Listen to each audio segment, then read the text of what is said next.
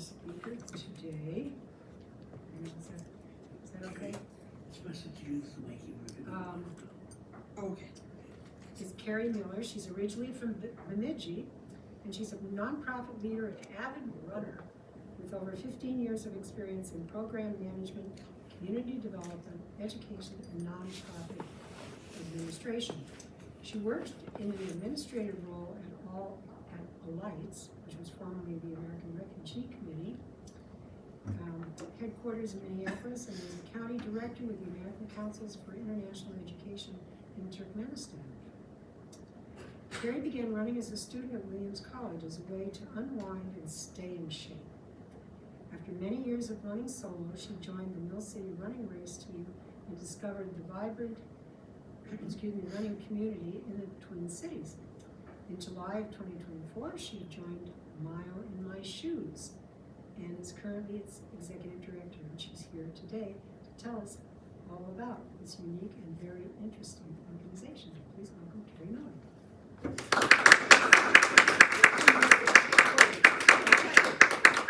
Oh, I hope I live up to the hype. Thanks so much. What? I said, you gave it to me. Okay. Thank you so much for having me today. I always love coming to speak to Rotary clubs, just talking to people who are really engaged in the community and dedicated to making a difference, both here in Minnesota and around the world.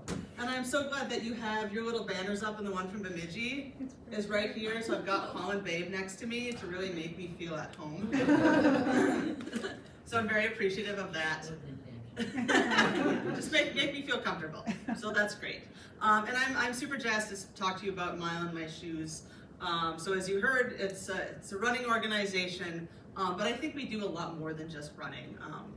Usually we start with running with people, but it usually builds into people making meaningful connections, as well as sparking social change, both in people's individual lives and within the community. So again, happy to be here. I'm Carrie. I do have some connections to Rotary. As I was telling some of you, my mom's been a Rotarian up in Bemidji for over 10 years. They're in a district of Canada, so they start out their meetings by singing the, I think, third verse of the U.S. national anthem and "O Canada." They're kind of a singing club. So they're great. And then also while working with American Refugee Committee, they did some projects together with the Roseville Rotary Club. And I was actually lucky in 2018 to be able to travel to Uganda and meet, this is Paul, who's the president of the first ever Rotaract Club in a refugee camp. So I was been very impressed with all the things Rotary has done. All right, so at Mile in My Shoes, as you heard, I'm their executive director. I've been executive director since July of last year, so I'm coming up on my first year in the position. And then we have 3 other wonderful staff, our program director, Becca, our member services coordinator, Matt, and our fundraising and run mentor coordinator, Rebecca. So pretty small organization, but between the 4 staff, I do think we get a lot done and do a lot of amazing things. Our mission is to run together to transform ourselves, one another, and our community. And we do that by forming running teams throughout the Twin Cities. So as I'm sure you've noticed, the Twin Cities area, the greater metro, lots of runners, right? It is a really vibrant community, but there are a lot of people that don't necessarily get to be included in that. So what we do is we form running teams, usually based around what we call a facility partner. So those would be reentry centers for people exiting incarceration, people in chemical dependency treatment programs, people experiencing homelessness, and then we do have one dedicated veterans team for people transitioning after military service. Some of these people, especially like if they're in reentry, are not necessarily able to leave the facility they're staying in. So we bring the running teams to them. We meet at the facility they're in. For some of them, this is something they need permission for, and it's a thing they're able to get permission to come run with us, so that breaks down the barrier of being able to access maybe some other running teams in the area. Each team is gonna have about 10 to 15 resident members. That's what we call the people that are based in that facility. And then we try to recruit an equivalent number of run mentors. So run mentors are basically anybody in the community that volunteers to commit to 1 run a week for a period of 4 months to come run with that team. We also have some mentors with additional leadership responsibilities. We call them core team members. Each team's gonna have about 4 core team. So usually at any given time, we've got about 200 mentors. So if you remember, I said we only have 4 full-time staff. We're also trying to navigate having approximately 200 volunteers each year to help administer our program. So our reach at that point gets pretty huge. So this is what a team looks like. This is last summer. This is our Salvation Army team in Minneapolis at one of their runs. Right now we've got 5 teams based in Minneapolis, including our alumni distance crew, 1 team in Roseville and 1 team in St. Paul. When Mile in My Shoes was founded in 2014, kind of one of the concepts was when everybody is mixed together in their running clothes, it's really hard to tell, who is a mentor, who is a mentee, who's a volunteer from the community, who's unhoused, who's exiting incarceration. And I think this, photo demonstrates that well. It's hard to tell who is who. They're just a group of people coming together to go for a run and support one another. So Mile in My Shoes does 3 big things. First of all, obviously, running. So our teams all meet 2 or 3 times a week. Our season runs from April 1st to Thanksgiving. So a lot of our teams over the past couple weeks have been doing their first runs. And teams meet together to improve their fitness and train for races. We do provide race entries to 5 and 10Ks throughout the season. There's one coming up in June that we host, which I'll tell you more about later. And then later in the season, we'll do entries for other races, such as City of Lakes Half Marathon, the 5K associated with Twin Cities Marathon, the Victory Races, Drumstick Dash. We're doing Como relays this year, things like that. And it's great for helping people both improve their fitness and also create some social connection and just starting to make positive lifestyle changes. We also do mentorship. One of the great things about doing mentorship within a team rather than doing a buddy system is that you get to meet all the different people on your team. So we just try to get people from all different backgrounds. Some people might be super fit, super into running, can add a lot of expertise for people training. Others might be new to running and are there to work with others to improve their fitness. So some of the comments we get from people who run with us is how amazing it is that they meet people they never thought they would have met. I went for a run today with a lawyer, or I'm hanging out, with someone with a PhD. I never thought I'd be friends with anyone who had a PhD. So it's really helpful for members in the program to meet new people, work on kind of their social skills, or just their social confidence in speaking to new people, just to try to bridge them through that transition from exiting, incarceration or treatment programs, into, the experiences they'll have once they leave that facility and kind of go out into the broader world. And we also, thirdly, do advocacy work. So we are advocating for people traditionally excluded from running, as well as building awareness for some of the barriers they faced, as well as structural inequalities and those effects that they can have. So when able, we do occasionally do some advocacy events, table at different places. And if you want to go to our website and check out our merch store, you're going to see a lot of stuff that says "Run more, judge less." That is our unofficial motto of learning how to kind of accept people as they are and be supportive. So through our program to try to keep people involved, we do offer incentives for runners. This is a photo here of someone on our team, Salvation Army, getting his 30-run shirt.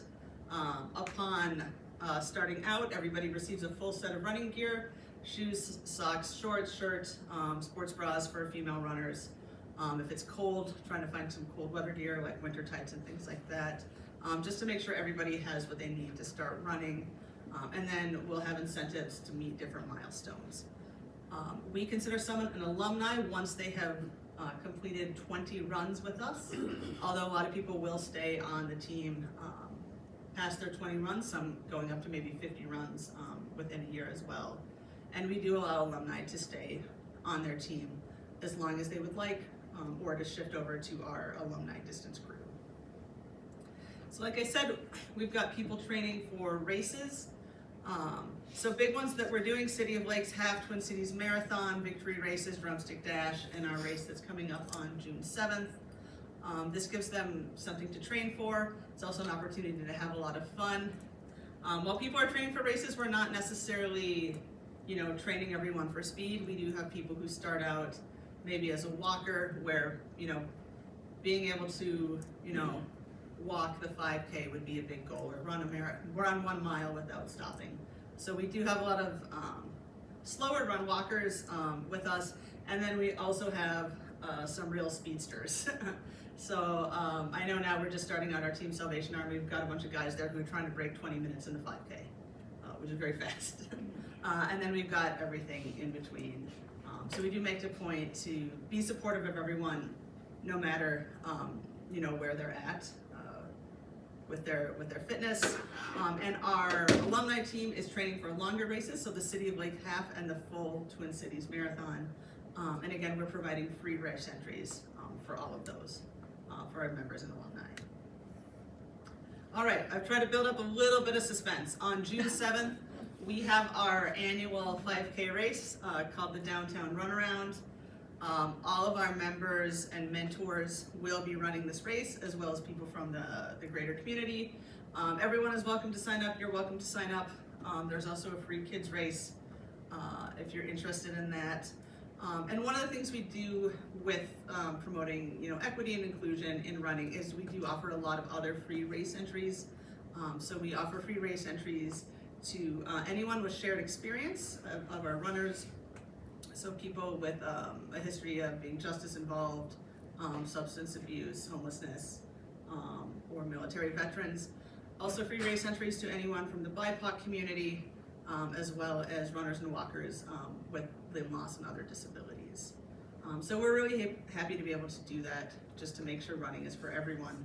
Last year we had about 900 runners join us for the race, and we're hoping for a similar number this year. So we're very excited about it. It is kind of a big party.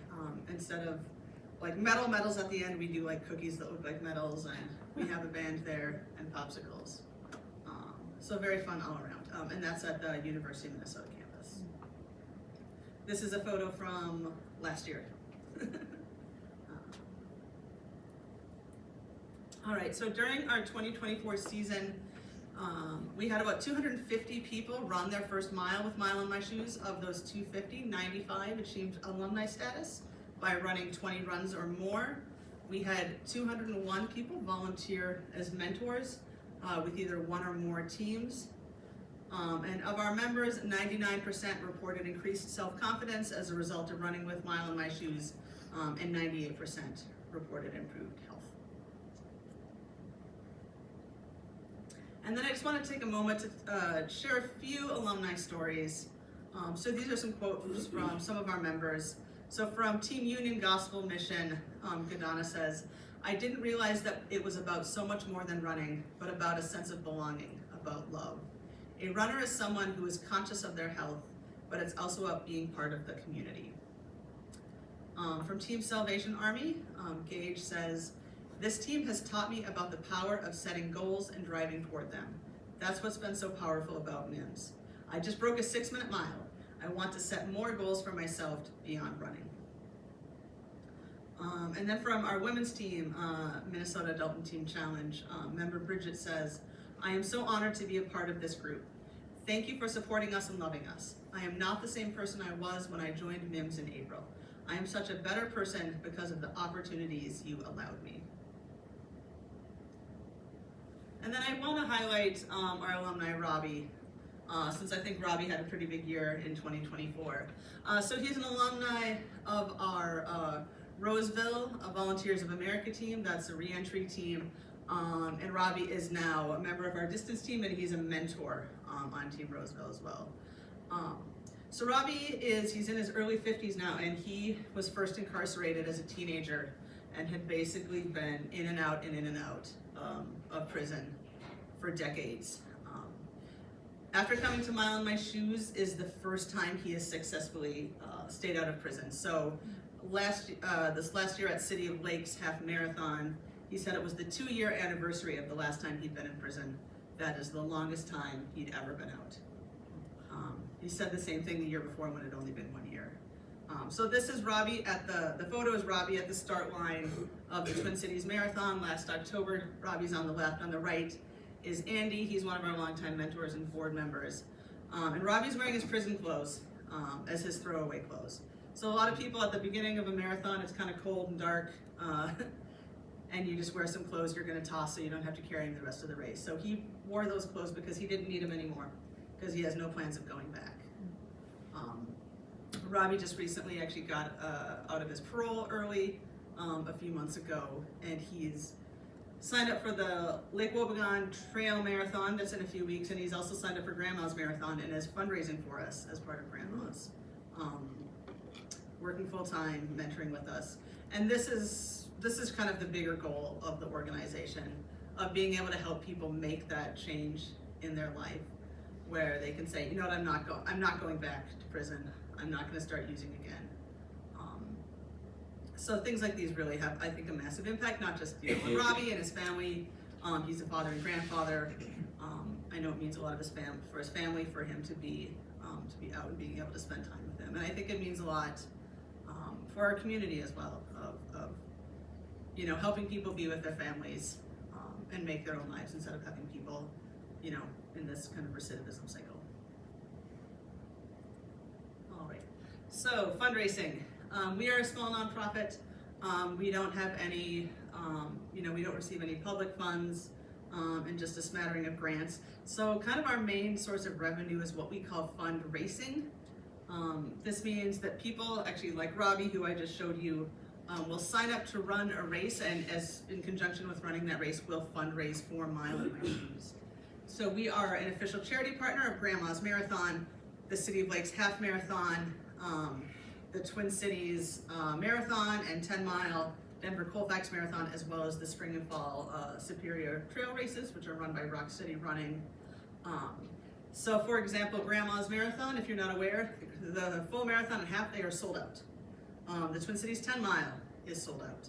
However, as a charity partner, we are still able to get charity bibs for those races. So sometimes people will then fundraise for us in order to get a bib. Other people, will choose just to fundraise anyways, because they're very nice and like us. And also we'll do some other races. So we have someone who's running the London Marathon in a few weeks who's fundraising for us. We have some people doing, other races as well. We have people fundraising for our downtown runaround 5K. But this is really helpful for us and has been a really great funding model.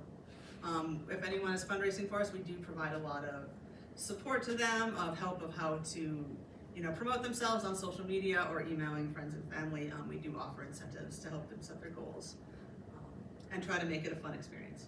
So I don't know if any of you run or you have a friend or family member who runs, but definitely, especially if they're trying to get a bib to one of these sold out races, please send them my way. So yes, if you'd like to be involved, please don't be a stranger. We've got that 5K coming up, which is very fun. It's a good run walk race. If you've got kids or grandkids and you need to get them out of the house, that's a good way to help them get some energy out. We've just kind of finished staffing up volunteers, but if you know anyone who would be interested in being a run mentor for us, please send them over to our website and get interested in that. And also, we have very, very fun cheer stations for races.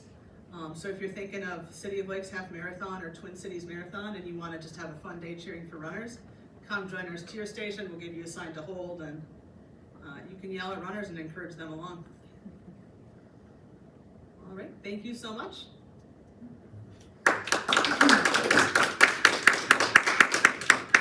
Do you have any questions? That's it. Just a quick question. Tell me about the cookie that looks like a medal.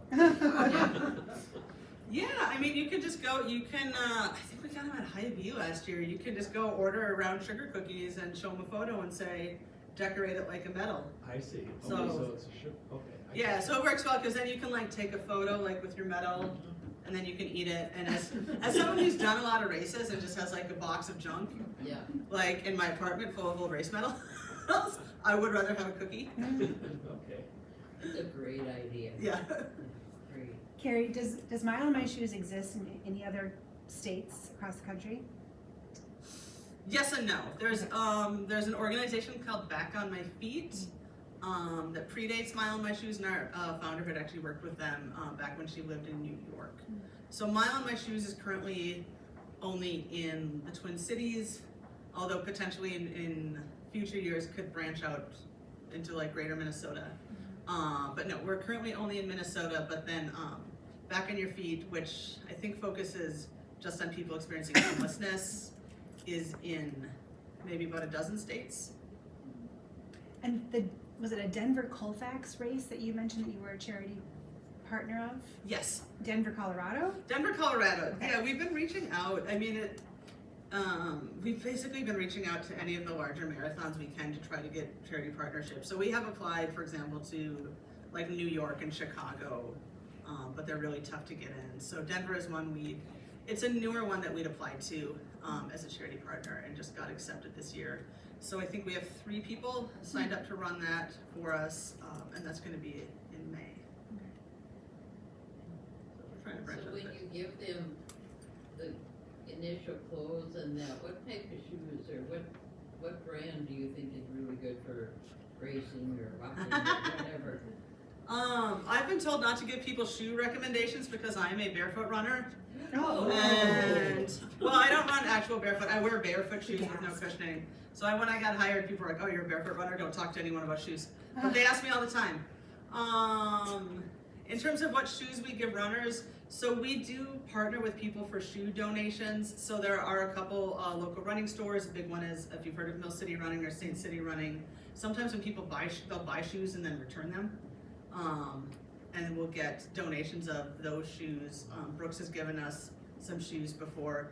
So I'd say maybe about 80% of the shoes we give out they're brand new or just like new that got donated to us, and then we'll usually buy shoes just to fill in some sizes. For example, I just heard this morning we have a new guy on one of our teams who currently wears size 17, which I've kind of never heard of. So now we've got to go buy a pair of size 17s. But in general, we're not giving people a specific brand. I mean, Hoka's are really popular right now that everybody's wearing. So I know we've got a lot of Hoka's. I mean, we have the Brooks because those got donated. So usually the fancier brands that would retail between $100 and $200. You should talk to the Timberwolves about the size 17. I know. See if someone has it. I know none of the stores had it in stock. So we have to do special orders of the larger shoes and also special orders of the larger sports bras as well. That's now our women's team is having their first run this afternoon. So we did a bra fitting last week. But we're lucky. We're able to get a lot of stuff donated and then using our program funds to kind of fill in and things like that, like the size 17 shoes.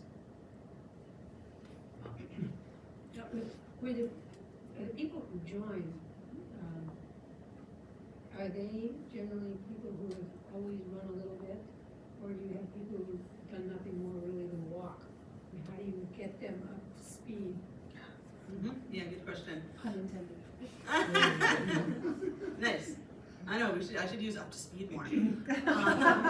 It really runs the full gamut of what we have. So some people will start and they don't like running very much, but like, if they only get like 1 pass a week out and this is something they don't need their pass for, so they'll just show up and start running that way.